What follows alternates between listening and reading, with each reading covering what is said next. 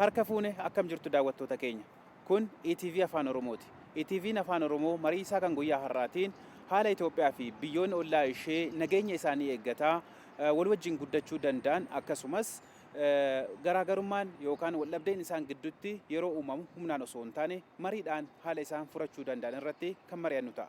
Marii kanaaf dubbii himaan ministeera dhimma alaa Ambaasaddar Diinaa Muftii inni argamu asitti. Mariisisaa kan isin wajjin turu ammoo ana Haayiluu Miidhagsaati. Hanga xumura marii keenyatti nu faana turaan afeerraa keenya. Ambaasaddar Diinaa Muftii ETV wajjin gaaffiif deebii taasisuuf eeyyamamoo ta'uu keessaniif ulfaadhaa galatoomaa isiniin jedha.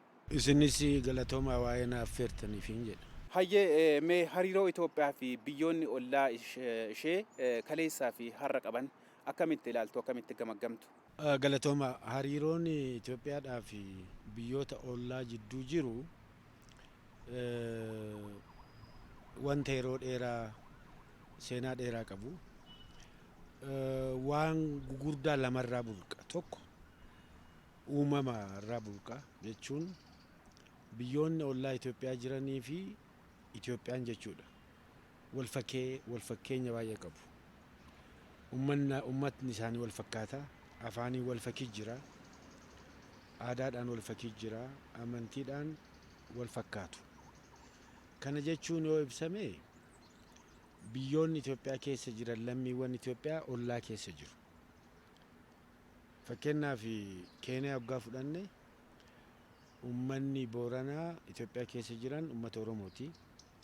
Uummanni immoo kun Keeniyaa keessas jiru. Isaan Keeniyaa keessa lammii Keeniyaadha. Isaan Itoophiyaa immoo lammii Itoophiyaati. Uummanni Sumaalee keessa jiru, Itoophiyaa keessa jiru, Keeniyaa keessas jiru jechuudha. So uummata wal addaan qoodamnaa jechuudha. Jibuutii hojii yoo fudhanne sabni lamaan Jibuutii keessa jiran Affaarii fi Isaan Itoophiyaa keessa jiru. Warri Itoophiyaa keessa jiran lammii Itoophiyaati, warri immoo Jibuutii keessa jiran lammii Jibuutiiti jechuudha.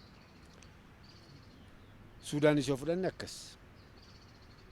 Warra Beenishaangul irraa kaanee laaluu dandeenya. Suudaanii kibbaas yoo fudhanne sanumaa jechuudha. Anyuwaak achis jiru. Eertiraas yoo fudhanne uummanni afaan Tigree haasa'u, uummanni Tigraay. Keenyas jiru lammiin keenya lammiin Eertiraa keessa immoo afaan Tigree haasa'an jiran jechuudha. Affaaris akkas. So kan waan ta'eef Itoophiyaan haadha uummata ollaati jechuu danda'ama jechuudha. So kuni uumamarraa akka ka'u. Kan lammataa immoo siyaasarraa kan ka'u. Gara siyaasaatiin yoo laallu Itoophiyaan waggaa dheeraa biyya bilisa taatee turte waa'ee taateef biyyoonni ollaa hundi isaaniitu immoo bilisa isaanii booda argatan koloneeffataa jala jechuudha. So koloneeffataa jala akka bayan Itoophiyaan uummata kana gargaaraa turte jechuudha. Gara adda addaatiin. Gara waraanaatiin gargaaraa turte, gara dippiloomaasiitiinis gargaaraa turte, gara qabeenyaatiinis gargaaraa turte jechuudha. So kuni walitti dhufiinsa Itoophiyaaf biyyoota ollaa jidduu jiru bu'uursa ta'eera. Beezis jechuudha. Achiin booda immoo Itoophiyaan biyyoota ollaa jiran kana wajjin haala adda addaatiin wanta adda addaa hojjetaa turte. Gara siyaasaatiin wal ta'aa turte. Gara diinagdeetiin hojii daldalatu jira. Karaa infraastiraakchariin ijaaramu jira. Fakkeenyaaf asii karaan Jibuutii deemu, karaan baaburaa jira. Karaan asii Keeniyaa Mooyaalee keessa dhufee deemu biyya lama walitti hidhu jira. Asiin gara Sumaalee piroojeektii hojjetame jira. Asiin Eertiraan jira. Gara poortiitiin immoo walitti hidhama jira. Nuti poortii Jibuutiitiin fayyadamna. Poortoota hafanis itti fayyadamuudhaaf hiree qabna. Akkuma diinagdeen keenya guddatuun, akkuma daldalli keenya ka'alaa guddatuun poortiin nu barbaachisa. Poortii haaraan nu barbaachisa. Poortiiwwan kana ollaa irraa argachuun danda'ama jechuudha. So walitti dhufiinsi uummataa gara uummataatiin jiru. Walitti dhufiinsi aadaadhaan jiru. Walitti dhufiinsi immoo gara siyaasaatiin jiru. Walitti dhufiinsi gara diinagdeetiin jiru. Walitti dhufiinsi immoo gara nageenya tasgabbiitiin jiru. Hundi asirratti wanni wal ta'aa hojjetaa turre haala adda addaatiin walitti dhufiinsa Itoophiyaadhaaf biyyoota ollaa kana argisiisaa jechuudha. Komishinii adda addaa qabna, joint commission kan jedhamu. Komishinii daangaa irratti haasa'u qabna. Daangaa irratti ummatootaa fi institushiniiwwan daangaa irra jiran walitti dhufanii yeroo yeroodhaan waa'ee walitti dhufiinsaa irratti kan mari'atantu jira. Deebi'ee komishiniin sektara adda addaa irraa walitti dhufee wajjiin yeroo baay'ee mari'atu jira walitti dhufiinsa irratti. So haala bal'aadhaan walitti dhufnaa jechuudha. Kana qofaa miti. Tokkoffaa Afrikaa ijaaruudhaa irratti biyyoota ollaa kana wajjin hojjetaa turre. IGAD isa jedhamu institushinii biyyoota ollaa walitti fidu. Biyyoonni ollaa keessa jiran ijaaruu irrattis wanta wajjin hojjenne baay'eetu jira. Tasgabbiin nageenyi bakka boora'etti wajji nageenya eeguudhaan fakkeenyaaf Somaaliyaa keessatti tasgabbiin rakkoon gaafa qunname gaafa rakkoon dhalate amisoom foormii jedhuun warri ollaa kun loltoota baasanii amisoom keessa qooda fudhachuudhaan wanna hojjetaa turre jira. Daarfuur keessa Suudaan keessatti tasgabbii eeguudhaaf wajjin hojjenne jira. Biyya fagoos deemne biyyoota ollaan ala jiru gaafa Afrikaan ala jiru keessatti wanni hojjetaa jirre baay'ee jira jechuudha. Kuni dhaabsa Afrikaa UN AU dhaabu irratti UN irrattis wal taana jechuudha biyyoota kana wajjin gara IGADiinis walitti dhufna jechuudha. So kan waan ta'eef walitti dhufiinsi hariiroon Itoophiyaadhaaf biyyoota gaafa Afrikaa biyyoota ollaa wajjin jiru baay'ee guddaadha. Yeroo rakkoos yeroo nagaas yeroo gammachuus yeroo rakkoon jiraatus biyyoota kaniin wal gargaaraa wajji hojjetaa turre jechuudha. Hayyee baay'ee gaariidha. Biyyoonni kunniin yeroo hundumaa akkuma uumamaan walitti hidhaman kana ija gaariidhaan wal ilaalu. Fakkeenya keessaayyuu jijjiiramni amma dhufe kanaan dura biyyoonni kunniin haala akkamiitiin wal ilaalaa turan. Fakkeenyaaf Itoophiyaa fi Eertiraan, Itoophiyaa fi Soomaaliyaan, Itoophiyaa fi Suudaan yookaan Suudaan kibbaa ija akkamiitiin wal ilaalaa turan. Gaafii bareedaadha. Walitti dhufiinsi Itoophiyaadhaaf biyyoota ollaa wajjin ture bifa adda addaa qabaa ture. Yeroo tokko tokko biyyoota tokko tokko wajjin haalli jiru gaariin ture. Wal shakkutu ture. Wal dhabiinsatu ture. Wal bir'achuu jechuudha. Isa bira dabrees gara humna waraanaatiin wali bu'uu wal balleessutu ture. Fakkeenyaaf Sumaalee wajjin gara yeroo lamaa ol walitti bu'iinsatu ture. Suudaan wajjinis yeroo tokko gaafa Suudaan wajji turan jechuudha. Suudaan bakka tokko turan wal bir'aat ture. Wal shakkiit ture. Walirratti olola adda addaa olola badaa oofutu ture. Eertiraan kan beekamu. Jibuutiin gaafa bilisa baatu immoo shakkiit ture. Jibuutii fudhachuu barbaadde Itoophiyaan warra jedhutu Jibuutii irraa lammii Jibuutii irraa bir'aan tokko tokko ture. Haa ta'u malee Jibuutiin booda bilisa deemteerti. Amma Jibuutii wajjin walitti dhufiinsa jiru gaariidha. Haalli amma jiru shakkii yoo san turen sitti.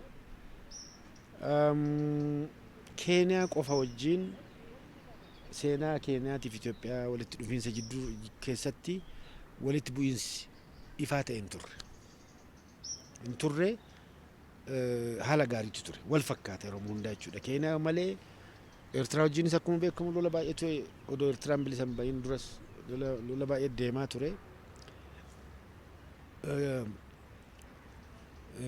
Jibuutii wajjin akkuma reef jenne, Suudaan wajjin akkuma reef jenne, Somaalee wajjinis akkuma reef jenne. Maali sababni kana wal dhabiinsa kana ture maali yoo jennee kaafne fedhii ummata kanaati moo fedhii biyyoota kanaati moo jenne hin ta'u. Lakkii waan jedhamu jira deebisiisaa. Maaliifi fedhiin biyyoota kana biyyoonni kun hunduu biyyoota guddinarra jiru, biyyoota duubatti hafan, biyya keenyas walitti qabatee jechuudha. Fedhiin keenya tokko guddachuudha. Rakkoon keenyas aduwwiin keenyas tokko duubatti hafiinsa, wallaalcha, dhukkuba. So kana maalii fi kana dhiifnee aduwwii keenya dhiifnee walirratti maaliif duulaa turre ka jedhu fedhii warra biraa guutuudhaaf wanna hojjetame ture. Keessattuu zamana Cold War lola qorraa jedhama afaan Ingiliziitiin lola Cold War zamana jedhamu ture. Alamni biyyoota lamatti qoodamtee gara tokkoon Soviet Union biyya jedhamtu biyya cimtuu biyyoota Ameerikaa ta'anii alama gaggeessaa bulchaa yeroo turantu ture. Gaafsan biyyoonni yookaan biyya tana wajjin yookaan san wajjin ta'uu qabdi. Filachuu qabdi. Yoo gara Soviet Union taate gara Ameerikaa si lola. Yoo gara Ameerikaa galte warri Soviet Union si lola. So fedhiin immoo kana qofa biraa miti multinational corporations jedhaman jiru. Uumama natural qabeenya uumama biyya akka keenyaa kana biyya duubatti haftuu kana saamuu barbaadu. Meeshaa isaanii meeshaa waraanaas gurguruu barbaadu. Gaafa namni buqqa'e immoo iyyuu maqaa reliifiitiin dhufanii asitti hojii hojjechuu barbaadu.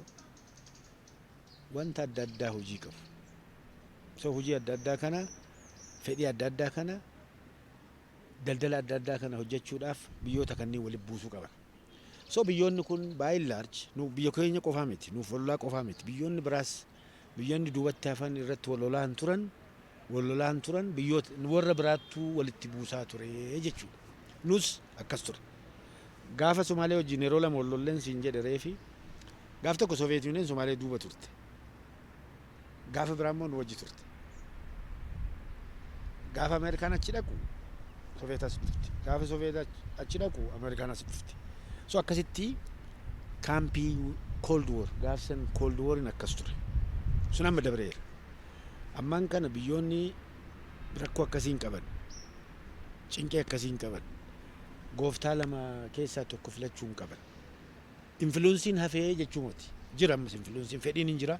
Garuu ammaan kana poolisii bilisa ta'e deemsisuu waan danda'amuuf akkasi deemuu hin danda'a. So biyyoota kanneen wajjin akkasitti wal lolaa turreedha. Gara tokko leadershipiin keenyas achirratti roolii jira. Ammaan kana haalli kun jijjiiramee keessattuu hamma riifoormii waggaa lamaaf walakkaa as dhufe kana fakkeenyaaf Eertiraa wajjin kan hunda wal waraannee badaa guddat ture.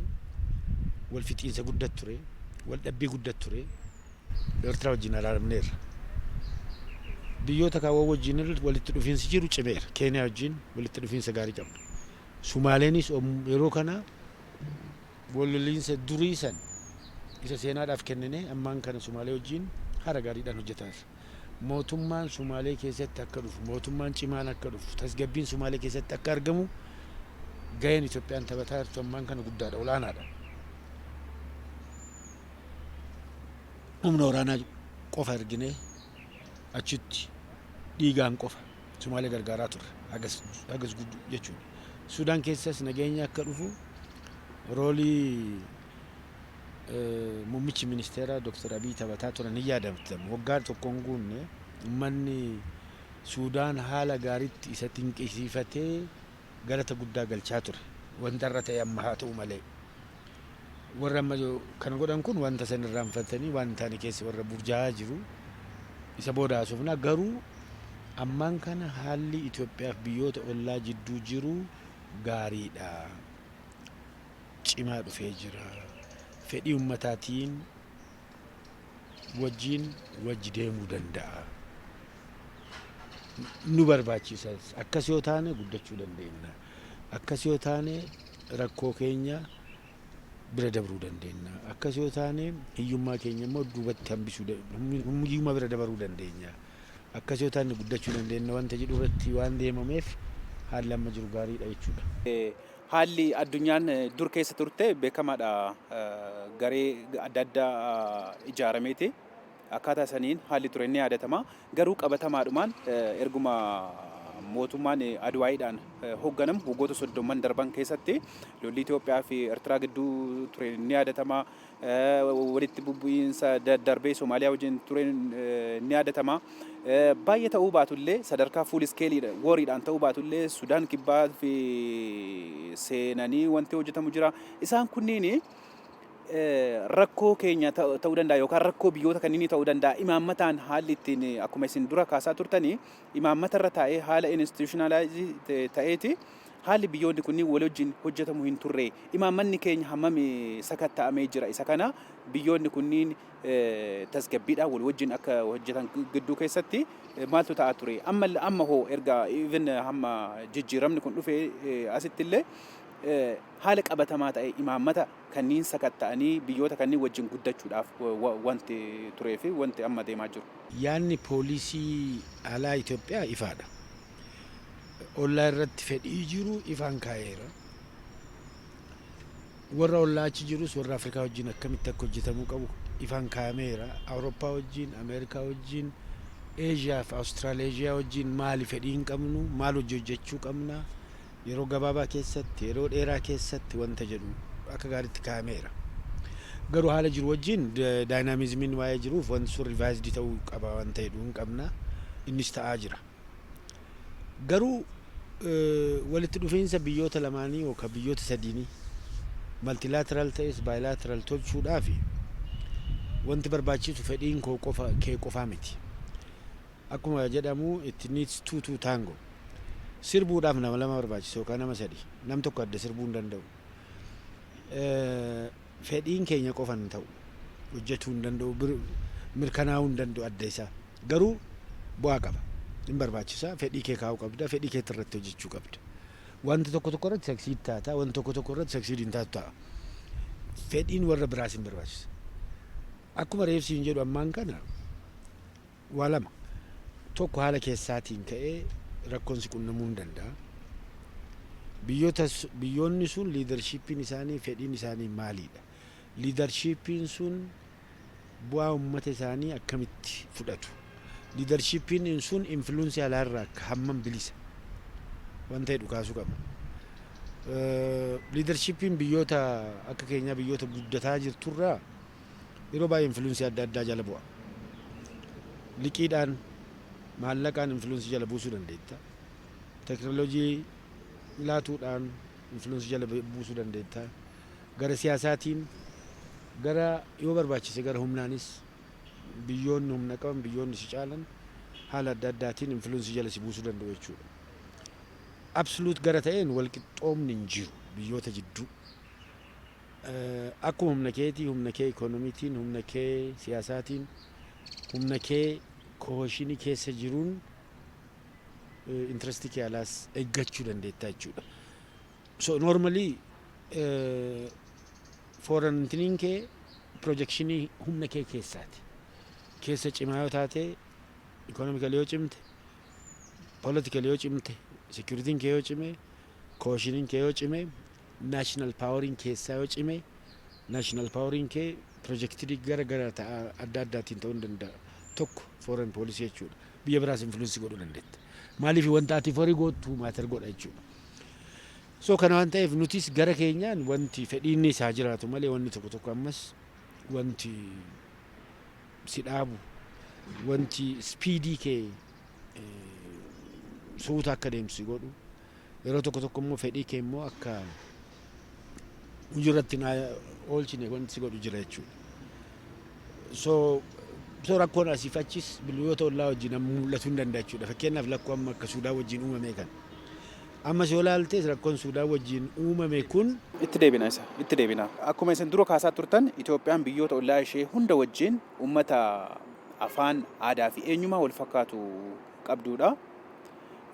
Fedhii uummattoota kanneenii eeguufis ta'ee fedhii akka biyyaa qabnu eegsifachuudhaaf maaltu ta'uu qaba? Keessayyuu nageenya isaanii eeggataa wal wajjin guddachuuf badhaadhuudhaaf maaltu hojjetuu qaba yaada keessan?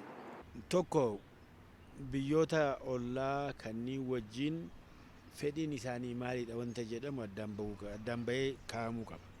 Maali fedhiin? Fakkeenyaaf biyyoota ollaa tokko kaaftee maal barbaadu biyyi kun? Nurraa maal barbaadu? Maal hojjechuu dandeenya? Maal hojjechuu qabna? Akkamitti jalqabna wanti jedhu kiliilli bahee ifaan ifatti kaa'amuu qaba jechuudha. Gara daldalaatiin Suudaan maal barbaaddi Itoophiyaarraa? Somaaliyaan maal barbaaddi? Keeniyaan maal barbaaddi? Itoophiyaan maal kennuufii dandeetti wanta isaan hin qabne? Wanta nu hin qabne immoo jarri maal nuu kennuu danda'u? gara daldalaatiin maal hojjechuu dandeenya? Gara teekinooloojiitiin maal irraa argachuu dandeenya? Maal nurraa argachuu danda'u? Gara tasgabbiitiin fakkeenyaaf boordarii tokko qabna. Markoon isaanii maal, rakkoon keenya maali? Gara siyaasaatiin immoo maal gochuu dandeenya? Wajjiin qofa baayilaateral qofa odoo hin taane immoo maltiilaateral igaar keessatti wajjiin maal hojjechuu dandeenya? Gara tasgabbii eeguutiin maal wajjiin hojjechuu dandeenya? Maali benefitiin keenya, benefitiin isaanii jennee ka'uu qabna. By the way, wanta akkasii yoggaa ilaalamu wanta keetis hin laaltaa, wanta kee qofaa, dhimma kee qofaa miti kan laaltu. Dhimma warra biraas laaluu qabda. Yeroo tokko tokko wanta guddaa kennitee wanta xiqqoo fudhatta. Hin ta'a innis. Rakkoon qabu maaliifi in the long run waan guddaa argatte itti yaaduu qabda. Yeroo tokko tokko immoo wanta xinnoo kennite wanta guddaa argatta.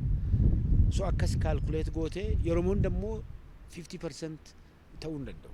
100% argachuus hin dandeettu, 100% dhabuus hin dandeettu, gidduma sanitti taphachuu qabda jechuudha. Kana systematically ilaaluu qabda.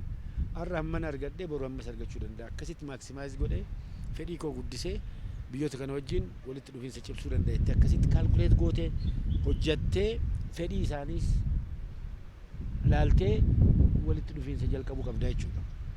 Kana foormaatii adda addaatiin. Fakkeenyaaf ammaan joint commissioniin biyyoota ollaa kana hunda wajjin jira.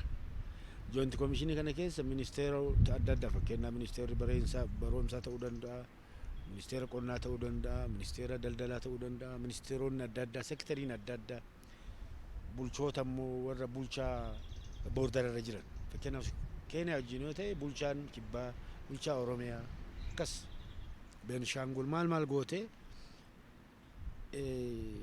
komishinii poolisii maal warra walitti dhufiinsi biyyoota lamaanii ilaalu hunda walitti qabdee instituushinii akkasiitiin walitti dhufiinsa cimsuu qabda jechuudha. Yeroo hunda mari'achuu qabdu, yeroo hojii haasa'uu qabdu. Liidarshiippiin kee gubbarraa jalqabee hojii akkuma amma jalqabame kanatti haasa'uu qaban. Foormaatii adda addaatiin jechuudha. So achiin booda hojii keessa seenta. Hojii daldaltaa, hojii hojjettaa, wanta adda addaa exchange goota. Fakkeenyaaf baroomsaan scholarship offer godhuu dandeetta, scholarship jararraa argatta jechuudha. So haala adda addaatiin haala bal'aadhaan hojii hojjetamuu qaba. Wanti laadamuu qabu tokko ollaa kee wajjin walitti dhufiinsi kee yoo cime warra fagaatu, warra sirraa fagaatu, warra biraa wajjin alama wajjinis akka gaariidhaan walitti dhufuu dandeetta. Ollaadhaa yoo wal dhabdu taate, ollaa wajjin akka gaariitti yoo kan hin jiraanne taate fagootti kabajaa guddaan argattu. Rakkoon si qunnamuus danda'a. Keessattuu ollaa wajjin wal dhabiinsa keessa seentee wal loluu jalqabnaan badaadha. Kanaafi priority ollaa keetti kennitee akkasitti deemtaa jechuudha. Warra biraan barbaaddu jechuu miti kun. Warra biraas barbaaddaa garuu ollaan kee basic ta'uu qaba. So akkasitti institutionoota haga ammaa jiru cimsuudha. Tokko confusionii jiru yeroo baay'ee yeroo kennuuf hin qabdu clear godhuu qabda. Wal shakkii jiru irratti haasa'uu qabda. Isa qofaa miti. Walitti dhufiinsa kana mootummaa jidduu institutionii mootummaa qofa odoo hin taane public diplomacy kee jabeessuu qabda. Miidiyaan biyyoota walitti dhufee wal beekuu qaba. Miidiyaan keenya haala biyya keenya, opportunity keenya akka gaariitti ibsuu qaba. Aadaa isaaniitiin, afaan isaaniitiin. Fakkeenyaaf ammaan kana afaan Iswaahiliitiin wanni jalqabamee jira biyya kanatti. Kuni Keeniyaa afaan Somaaleetiin wanda jalqabamee jira. Sumaalee wajjin akkasitti wal qunnamuu dandeetta. Afaan Ingiliziitiin Suudaan wajjin wal qunnamtu jira. Afaan Arabaatiin isa. Paarlaamaawwan kee walitti dhufuu qaba. Parliamentarians, legislative jechuudha. Isa qofaa miti. Academic institutionoonni kee walitti dhufuu qaba. Universitoota kee walitti hidhuu qabdu. Amma wanni jalqabneera University Twining kan jedhu University wali hidhuu. University as biyya keenya jiru tokko fuutee University Keenyaa wajjin walitti hidhuu. University Nairobi maaloo eenyu Sumaalee wajjin wali hidhuu. University Suudaan keessa jiru wali hidhuu. University Eertiraa wajjin wali hidhuu. Business immoo warra daldalaas warra businessis waliif fiduu. Wajji akka daldalan, wajji akka haasan, warra amantiis including amantii gurguddaa, amantii kiristaanaa, amantii islaamaa, amantii maaloo isaan including fakkeenyaaf warra abbaa gadaa Oromiyaa keessa jiran, abbaa gadaa Keeniyaa keessa jiraniin walitti fiduu dandeettaa jechuudha. So intinicha kee walitti dhufiinsa kee bal'iftee isa mootummaaf mootummaan embasiif embasiin qonsulaaf qonsulaan hojjetu qofa odoo hin taane isa bira dabritee institushiniiwwan biyya keessa jiran institushinoota achi jiran wajjin walitti yoo dhufe tokko public to public relation cimsitaa jechuudha. Uummata walitti fidiinsa. Mootummaa walitti fidda.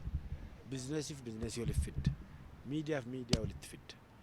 So haaluma hundaan wal baratu, walitti dhufuu, walitti cimuu, wal jaalatu achiin booda biyyoota kana jidduu rakkoo uumuun hin danda'amu.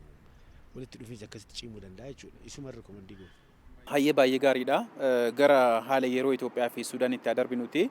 Suudaan daangaa Itoophiyaa darbuudhaan lafa biyya keenyaa qabattee jirti. Dhimmi kun yeroo ammaa haala akkamii irra jira? Wanti jiru akkuma reef kaasaa turre wanti ta'e kun hariiroo biyyoota lamaan jidduu jiru, hariiroo uummata lamaan jidduu jiru wanta fakkaatu miti, wanta haarawaa jechuudha. Wanti ta'us qabu miti. Akkamitti akka dhufe yoo laallu fedhii Suudaanii miti, uummata Suudaanii miti, fedhii biyya Suudaan jedhamtee waamamtus miti. Fedhiin kun alaa itti fe'ame jechuudha. Iliitiiwwan tokko tokko irratti fe'amee wanta irratti fe'ame kana baatanii dhufan. So kanaan immoo tokkoof miidhu, Suudaan miidhu, biyya ishii miidhu.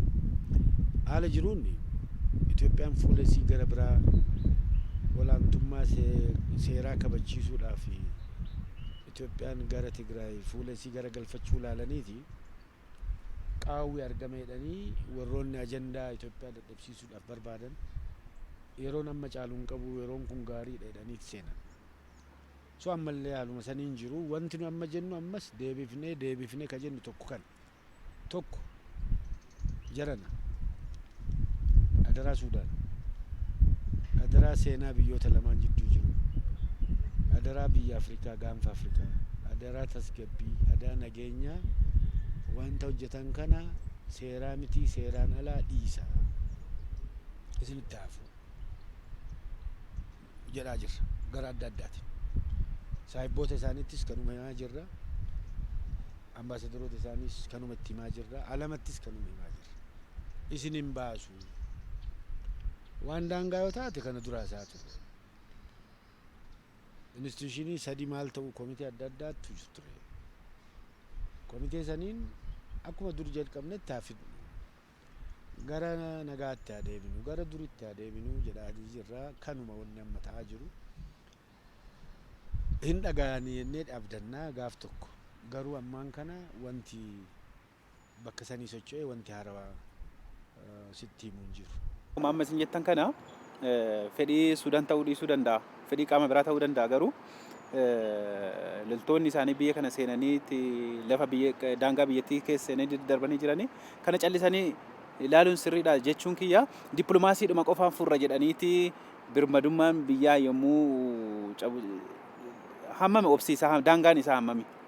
Hamma barbaachise obsita gaa amma wanni jiru dippiloomaasii yeroo hunda wantaafuu miti. Biyyoonni lamaan dhaabni lamaan gaafa walloles lola keessas gaafa jiru dippiloomaasiin dhaabbatu.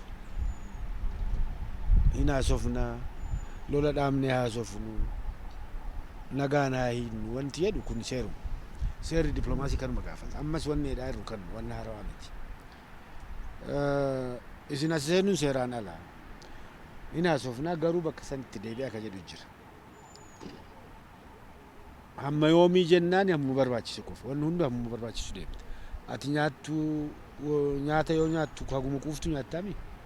Quufte booda nyaattu. San waan ta'eef san akkasumatti itti fufna jechuudha. Ammaa fi kana dhiisaa jirana. Isiniin ta'uu, isiniin fayyadu, isiniin baasu bayaa nagaan haa itti fufnu waan ta'edhu ammas ibsuma kana kennaa jirra. Kuni gara dippiloomaasiitiin waan ta'aa jiru. Kun immoo hojii warra biraa qaama biraa waan ta'uuf isa keessa seenuu hin barbaadu. Daangaa biyyoota lamaanii gidduu jiru yeroodhaan sirriitti addaan baasanii lafarratti xumuruudhaan deelimeet gochuu jechuudha.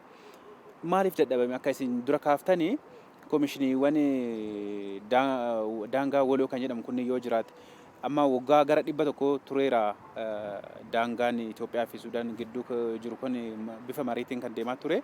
Maaliif sirriitti xumuranii dhimma kana keessaa bahuun dadhabame?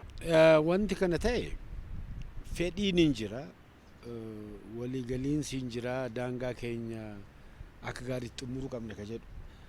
Isa gaafa Sudaaniin kolonii jala jirtu koloneeffattaan daangise sani isa akkuma jiru fudhannee ammaaf isa seeraa hamma akka gaariitti daangessinuuf isuma haa kabajnu wanta jedhu jira. 1972 wanti irratti wal taane isa daangicha dur gaafa Major Gwen namichi jedhamu namichi Ingilizii sun bakka Itoophiyaan hin jirretti ka daangesse san isa fudhannee haa ta'u malee akka gaariidhaan addaan akka baafannu kan jedhu walta'iinsa jira. Kana waan jiruuf immoo komiteen gara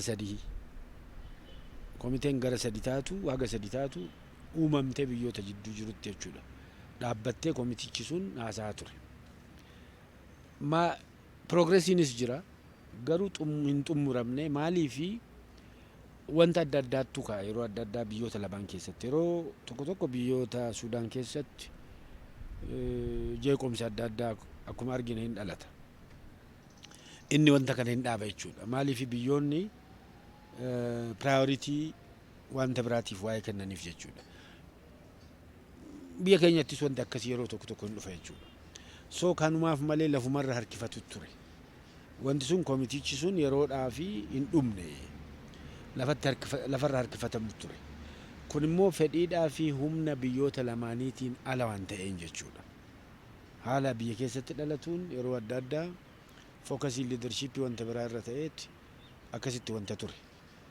Haa turu malee wama fedhillee haa ta'u eega seerri jiraate eega meekaanizmiin jiraate wanta jalqabame san akkasitti fixuudha malee isa jalqabame san cabsanii haala irra turan cabsanii gara haarawaan waan hin taane fudhachuudhaaf akka isaan amma hafaan kun wanta nama baasu miti.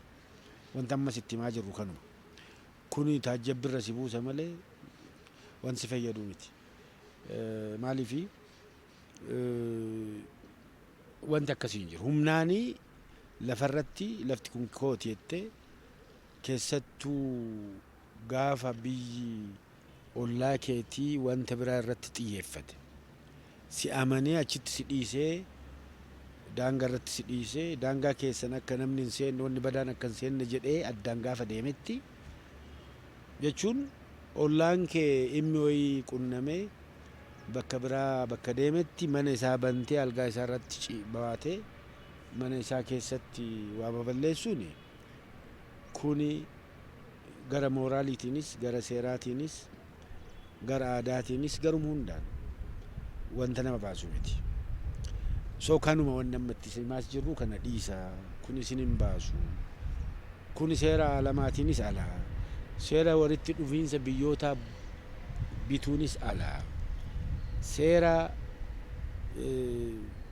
wadaajummaa saahibummaa biyyoota keenya jidduu jirus wanta meeshaa godhuu miti. Fedhii keessanis isinii wanta waa fiduu miti isin hin fayyadu isin miidha malee wanta jedhu ammas itti himaa irraa jechuudha.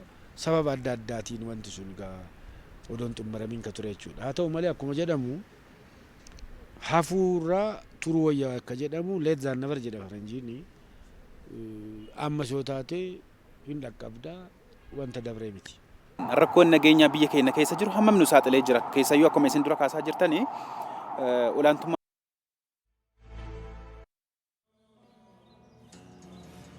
wayita guyyaa keessan zikriidhaan aliif jettanii eegaltan mul'ata keessan yaadaa wayita tarkaanfattan mana keessanitti waliif abboomamuu fi wal deeggaruu alatti hanqi namaa kan abbaa ta'uu ni barsiistu. Bakka geessanittis ofittummaarra kaawwaniif dursa kennuu aadeffattaniittu. Bu'aa bahii jiruuf jireenya keessan fooyyessuuf dabarsitanii fi mul'ata keessan borii hubannee Nutis tajaajila baankii dhalarraa bilisa ta'e amanamummaa fi qajeeltowwan seera shari'aa bu'uura godhate dameewwan addaa tajaajilicha guutummaatti kennanii fi foddaawwan damee hundatti argamaniin haqaan isin tajaajiluuf isin cinaa dhaabbanneerra. Fedhii keessan bu'uura godhannee wayita isin tajaajilu faayidaawwan dinagdee suratul iklaas irraa argaman baankii Awaash irraa akka argattan wayita isin beeksisnu gammachuudhaan. Haqa keessan haqiiqaadhaan baankii Awaash. Tatamsa'inni COVID-19 bal'achaa dhufuunsaa miidhaa dubartoota irra ga'u caalaatti akka dabalaa dhufu taasisuusaa qorannoowwan ni mirkaneessu. Tatamsa'ina kanaan qaamota miidhaaf saaxilamoo ta'an eeguuf itti gaafatamummaa qabaachuu keenya dagachuu hin qabnu. Umrii malee heerumuun, dhiibbaan saalaa, arrabsoon, reebichii fi humnaan gudeedamuun miidhaalee dubartoota irra gahani. Haaluma kanaan sababa COVID-19 daa'immanii fi dargaggoowwan mana oolan miidhaan adda addaa anteewwan isaaniitiin illee akka irratti raawwatamu ragaaleen ni mul'isu. Kanaafuu dubartoonni miidhaaf akka hin saaxilamne eegumsa taasisuu, rakkoon yoo uumame saaxiluu fi seeratti dhiyeessuu, qaamni seeraas adabbii gahaa fi barsiisaa kennuu qaba. Tatamsa'ina COVID-19 fi miidhaa dubartootaa waliin haa ittisnu. Ergaan kun maallaqa mootummaa Kaanaadaarraa argameen walta'iinsa UNFPA fi Population Media Centeriin kan dhiyaate. Rakkoon nageenyaa biyya keenya keessa jiru hammam nu saaxilee jira. Keessayyuu akkuma isin dura kaasaa jirtanii olaantummaa seeraa kabachiisuudhaaf gara Tigraay yeroo deemametti haalli kun uumame kan ture. Rakkoon nageenyaa asiif achitti biyya keessatti uumamu kun hammam nu saaxilame maal gochuus qabamame. Wanti tokko kan amma achirratti ka'uu qabu rakkoon sun dhalatuun baay'ee waan nama gaddisiisu. Wanta barbaachisuu miti garuu dhalatuun qabu ture. Garuu wanni tokko eega dhalatee booda rakkoon kun hin dhaabbatu.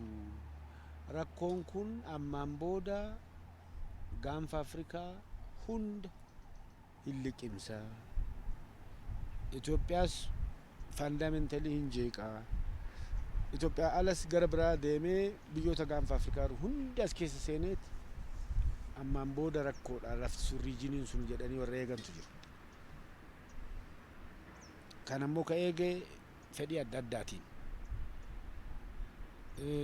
Fedhiin tokko fedhii isaaniiti irratti kan argamu jechuudha. Akkuma reefsiin jedhe uummanni wal loluudhaan, biyyoonni walitti bu'uudhaan, biyyoota walitti buusuudhaan, biyyoota nama buqqisuudhaan, rakkoo uumuudhaan, lola uumuudhaan warri achirraa faayidaa guddaa argatan baay'ee jira. Tokko warra meeshaa waraanaa gurguratu. Biyyoonni akka Keenyaa kun, biyyoonni akka Eeshiyaa kun, biyyoonni akka Middle East jiran kun, biyyoonni duubatti hafame jedhamee developing countries jedhamu kun wal lolan malee baazuqaan kun, taankiin kun, xiyyitiin kun bakka itti gurguramu hin jiru. So biyyoota kanaaf jarri kun yeroo hunda waaqa kadhatu. Officially immoo akkasii miti. Officially hin kadhatan. NGO, civil society warra jedhamu jira, international maalo humanitarian institutions. Isaanis relief operation hojjechuudhaaf namni buqqa'uu qaba. Namni baay'atee buqqa'uu qaba. Lolli lafti gubachuu qabdi. San malee tokko fandiin hin jiru. Fandiin kun biyyoota afulantii ta'e biyyoota dureessarraa dhufa. Biyyoota dureessarraa uummatatu baasa. Uummata immoo lafa gubateetti argisiisan malee, uummata buqqa'eetti argisiisu malee, kaampii uummata beelee rakkate argisiisan malee hin ta'u. So uummanni kunniin, warri kunniin, institushiniin kunniin kana fedhii waan qabaniifi wanti kun hin dheerataa gaanfa Afrikaa rakkoorra buusaa jedhaatti haasaa turanii wanti gaariin galanni Waaqayyo haa ga'u wanti sun hin taane dafee dhume wanti yeroo gabaabaa keessatti lolli guddaan dhumeera. Kana jechuun asiif achitti skirmishiin hin jiru jechuu miti. Warri kun dhokatanii bakka tokko tokko irratti dhukaasan banan jechuu miti. Suni ammas lolatu dhume, lola guddaa dhume malee skirmishii isaasii walitti bu'iinsi kun hin jiraata. Zaruu lolli kun akka gaariidhaan yeroo gabaabaa keessatti dhumuu isaa gaarummaan lolaan jiru garuu eega dhufe gaa isa gabaabsuun seenaa Itoophiyaa keessatti seenaa raayyaa Keenyaa keessattis seenaa guddaa ture, uummannis achievement guddaa. So kuni Itoophiyaa akka isaan barbaadanitti saaxilan baaf rakkoo keessan buuf. Kun jechuun rakkoon hin jiru jechuudha. Ammiin warra beelaantu jira, fakkeenyaaf warra beelaan kanaaf risoorsiin kennamaa jira, nyaanni kennamaa jira, qorsi kennamaa jira, uffanni kennamaa jira, kaampitu jira. Rakkoon kun itti fufaa, rakkoon kun rakkoo impaaktii qaba. Economic development keenya akka duraatti akka hin deemne akka ittiin fufne godha. Imeeji keenya irratti negatiiwwan tokko tokko wanni buuse jira. Garuu akka warri reefsiin jedhe sun barbaadanitti hin deemu. Kana waan ta'eef success story dha. Isa immoo ammaan kana riippoortii godhuudhaaf warra baay'ee sodaatatu warra ceemantu jiru. Baay'ee ceema. Akkamitti lolli dhume jenna. Amma siin jira jechuu qabna. Ammallee deemaa jira. Hin argamu malee ganaadha muka keessa jiru yarri kun jedhanii akkasitti riippoortii godhuu qaba. Ammas akkasuma wanni argitu. Miidiyaa alaa yoo argitu gaararra jiran jarri dhufaa jiranii. As marsaniiru magaalaa kana ka jedhu baay'ee. Ammaan jira asii. So kana waan ta'eef biyya miine jechuun soba ta'a. Biyya miidheera. Wanni biyya miine wanni akkasiin jiru. Silaa wanta kana risoorsii achirra buufte san humna waraanaa irratti achirratti risoorsii baafte san odoo uummata keetii asii kennite, odoo mana barumsaa ittiin ijaarte, odoo karaa ittiin ijaarte, odoo mana haakimaa ittiin ijaarte waan guddaa ture. Garuu isa unfortunately isa ta'uu dhabuun isaa miidhaa hin qaba jennee kaa'uu qabna. Garuu akka yaadame sanii miti. Yeroo gabaabaa keessatti leadershipiin kun skillfully akka gaariitti raayyaan keenyas akka gaariitti wanta kana xumureera, uummanni keenyas wanta kana akka gaariitti gargaareera. So ammas isa itti fufuudha. Maali amma immoo feeziin jalqabame feezii ijaarsaati, reconstructionidha. Reconstructioniin jalqabameera. Uummata ammoo deebisanii qubachiisuun jalqabameera. Innis rakkoo qaba, rakkoo mataa isaa. Garuu haa ta'u malee wanti hojjetamaa jiru wanta baay'ee abdii namaa kennu jedhee kaa'uu danda'a. Gara hariiroo Itoophiyaa fi Eertiraatti dabarruuti. Itoophiyaa fi Eertiraan waraana gara erga seenaniin booda gara waggaa 20tiif addaan citanii turanii ministeerri muummee Dr. Abiy gara aangootti erga dhufaniin booda isa kana nagaa buusaniiti amma pirezidaantiin Eertiraa Isaayyaas as dhufuu Dr. Abiy illee achi dhaquu kuni gaariidha, developmentii gaariidha. Garuu haala qabatamaadhaan gara imaamata jijjiirame haalli qabatamaan ifa ta'e jira Dr. Ambaasaddar. Wanti jiru akkuma reefati keette hariiroo walitti dhufiinsa Eertiraa fi Itoophiyaa yeroo baay'ee badee biyyoonni lamaan lolan barbaachise keessa seenanii jiruun baay'een barbadaa'ee qabeenyi baay'een barbadaa'ee lubbuun namaas badaa ture. Eega lolaa booda lola badaa kana asis biyyoonni lamaan nageenyi sin jiru, lolli sin jiru, akkasit no peace haala jedhuun loltuu isaa dimbararra kaa'ee biyyoonni lachuu akkasitti achi turre. Itoophiyaa fi Eertiraa jidduu qofa odoo hin taane walitti wal jibbisuun, wal dha'iinsisuun, wal waraanuun suni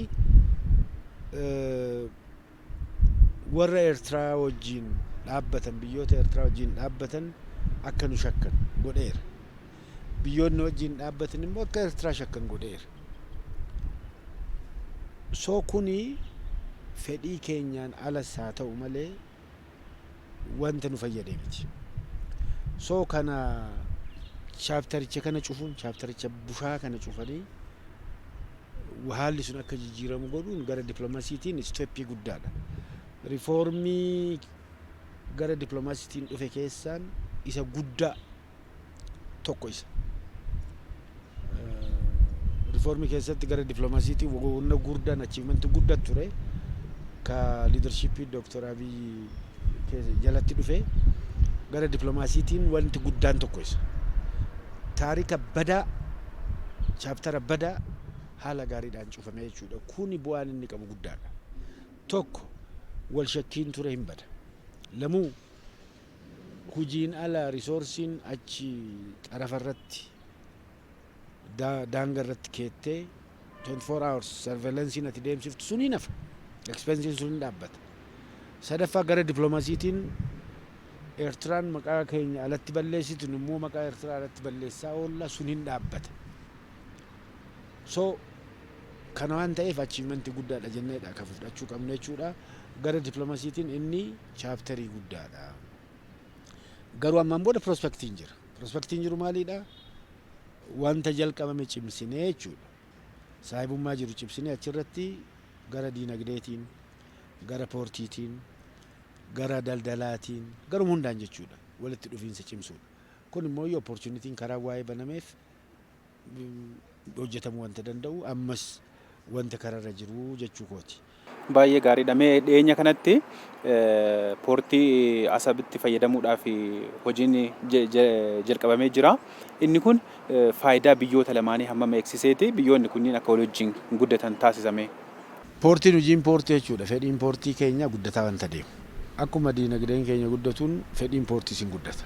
Amma Jibuutiidhaan of gargaarra. Baay'inaan poortii biraallee nu barbaachisa jechuudha.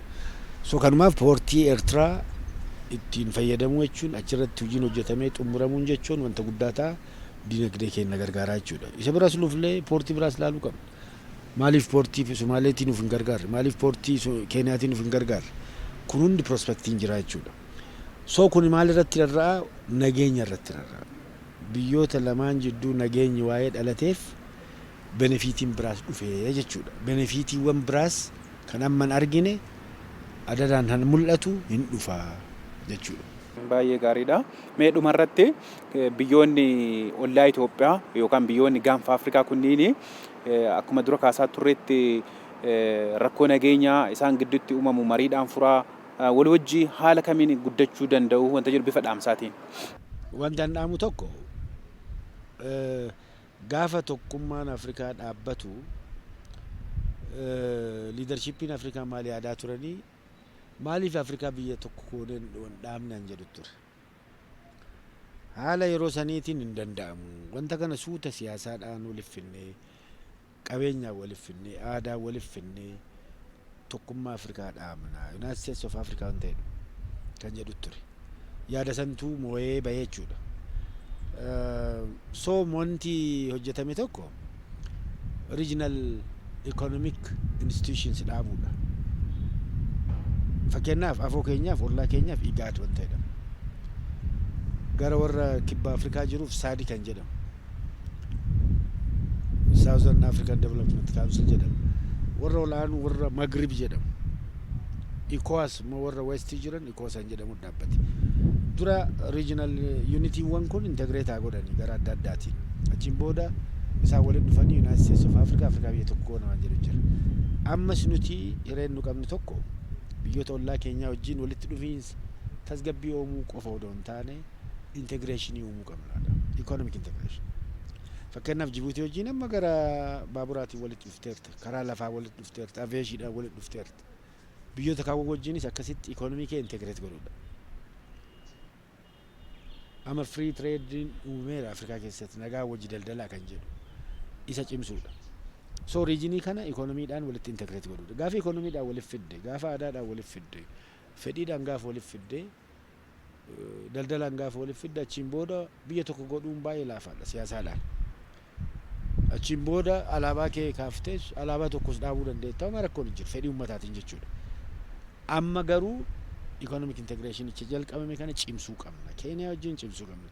Fakkeenyaaf Mooyaalee irratti asii kaatee fakkeenyaaf Finfinnee irraa kaatee Mooyaalee keessa dabritee Naayiroobii galtaa jechuudha. Maaliif achitti Dubaayaan jedhamu akka Dubaay fakkaatu maaliif hin dhaabne jechuudha. Ollaa wanni keessatti boordarii keessatti hojii maan integrating godhan asii Jibuutii deemta, asii Asmaraa deemta, asii Moqdishoo Hargeysaa deemuu dandeetta jechuudha. Asii Kaartuum dhaquu qabda. Karaadhaan, telefoonaan, ifaadhaan walitti integrate gaafa goote booda tokkoffaa ummatoota ollaa kana gara IGADiin tokko goote achiin booda Afrikaas at large walitti dhufuu dandeetta jechuudha. Vision Africa illee 2063 kanu. Africa from Cape to Cairo. Africa South Africa irraa kaatee akka Cairootti nagaan viizaa malee maaloo malee karama qabdee akkuma biyya tokkotti keessa akka burraaquu dandeettu. West Africa Ghana irraa kaatee as haga East Africa dhufuu akka dandeettu. Wanta akkasii irratti yaadamuu qaba. nus immoo afoo keenyatti akkasitti yaaduu jalqabneef hopefully succeed godhuu dandeenya jechuudha. Ishee xixiqqoo amma nagaa uumuu wajjii daldalatu maaloon kun wanti xinnoodha. Isheen beezikiidha. Ishirratti beezdii taanee walitti dhufiinsa Afrikaa ollaa wajjin cimsuu qabna waan ta'eef jira. Hayyee dubbii himaa ministeera dhimmaadhaa ambaasaddar Diinaa Muftii hariiroo Itoophiyaan biyyoota ollaa ishee wajjiin qabdu irratti ibsa bal'aa waan nu kennitaniif ulfaadhaa galatoomaa isiniin jedha. Isinis galatoomaa. Hayyee daawwattoota keenya mariin keenya kan guyyaa har'aa kan hariiroo Itoophiyaan biyyoota ollaa ishee wajjiin qabdu irratti xiyyeeffatee kan hanga ammaa ture. Mariisaa kan isin wajjiin ture an Haayiluu Miidhagsaati. Marii biraati hanga wal agarrutti turtii gaarii.